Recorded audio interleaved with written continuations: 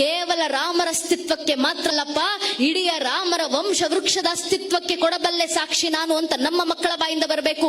ರಾಮರ ದಯೆಯಿಂದ ನಮ್ಮ ಮಕ್ಕಳು ಹೇಳಬೇಕು. ಮೊದಲಿಗೆ ಬಂದದ್ದು ಶ್ರೀಹರಿ, ಶ್ರೀಹರಿಯ ಮಗ ಬ್ರಹ್ಮ, ಬ್ರಹ್ಮನ ಮಗ ಮರೀಚಿ, ಮರೀಚಿ ಮಗ ಕಶ್ಯಪ, ಕಶ್ಯಪನ ಮಗ ಸೂರ್ಯ, ಸೂರ್ಯನ ಮಗ ಮನು, ಮನುವಿನ ಮಗ ಇಕ್ಷ್ವಾಕು, ಇಕ್ಷ್ವಾಕುವಿನ ಮಗ ಕುಕ್ಷಿ, ಕುಕ್ಷಿಯ ಮಗ ವಿಕುಕ್ಷಿ, ವಿಕುಕ್ಷಿಯ ಮಗ ಬಾಣ, ಬಾಣನ ಮಗ ಅನರಾರಣ್ಯ, ಅನರಾರಣ್ಯನ ಮಗ ಭೃದು, ಭೃದುವಿನ ಮಗ ತ್ರಿಶಂಕು, ತ್ರಿಶಂಕುವಿನ ಮಗ ದುಂಡುಮಾರ, ದುಂಡುಮಾರನ ಮಗ ಮಾಂಧಾತ, ಮಾಂಧಾತನ ಮಗ ಸುಸಂಧಿ, ಸುಸಂಧಿಯ ಮಗ ಧ್ರುವಸಂಧಿ, ಧ್ರುವಸಂಧಿಯ ಮಗ ಭರತ, ಭರತನ ಮಗ ಅಶೀತ, ಅಶೀತನ ಮಗ ಸಗರ, ಸಗರನ ಮಗ ಅಸಮಂಜಸ, ಅಸಮಂಜಸನ ಮಗ ಅಂಶುಮಂತ, ಅಂಶುಮಂತನ ಮಗ ದಿಲೀಪ, ದಿಲೀಪನ ಮಗ ಭಗೀರಥ, ಭಗೀರಥನ ಮಗ ಕುಕುತ್ಸು, ಕುಕುತ್ಸುವಿನ ಮಗ ರಘು, ರಘುವಿನ ಮಗ ಪ್ರಬರ್ಧ, ಪ್ರಬರ್ಧನ ಮಗ ಶಶಂಕು, ಶಶಂಕುವಿನ ಮಗ ಸುದರ್ಶನ, ಸುದರ್ಶನ ಮಗ ಅಗ್ನಿವರ್ಣ, ಅಗ್ನಿವರ್ಣನ ಮಗ ಶೀಘ್ರವೇದ, ಶೀಘ್ರವೇದನ ಮಗ ಮರು, ಮರುವಿನ ಮಗ ಪ್ರಶಿಷಕ, ಪ್ರಶಿಷಕನ ಮಗ ಅಂಬರೀಷ, ಅಂಬರೀಷನ ಮಗ ನಘೂಷ, ನಘೂಷನ ಮಗ ಯಾತಿ, ಯಾತಿಯ ಮಗ ನಾಭಾಗ,